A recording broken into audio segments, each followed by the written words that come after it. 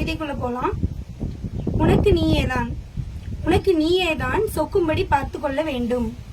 உனக்கு நீயேதான் மிஸ்டு காலில் விளையாடி கொள்ள வேண்டும். உனக்கு நீயேதான் வாழ்த்து தெரிவித்துக் கொள்ள வேண்டும். உனக்கு நீயேதான் மறந்த பொருட்களை நினைவுபடுத்திக் கொள்ள வேண்டும்.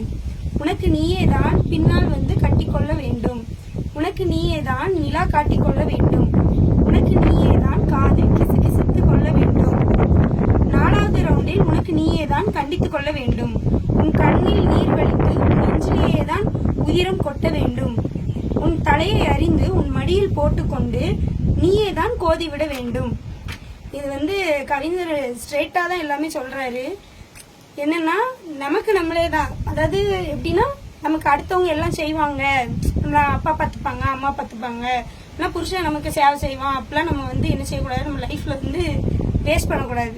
நம்மளுக்கு நம்மளே தான் பார்க்கணும், அடுத்தவங்களை எதிர்பார்த்து நம்ம இருக்கக்கூடாதுங்கிறதான் இவர் வந்து சொல்றாரு.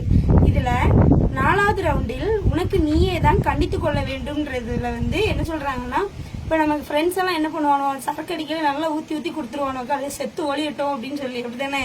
ஆனா நம்மளே தான் நம்மளை கண்டிச்சுக்கணும், நமக்கு இவ்வளவு போதும் அப்படின்ற ஒரு கண்டிப்பு வந்து இதுல வேணும். ஸோ இதுதான் வந்து இசை வந்து ரொம்ப அழகா வந்து கவிதை தொகுப்புல சொல்லியிருக்காரு.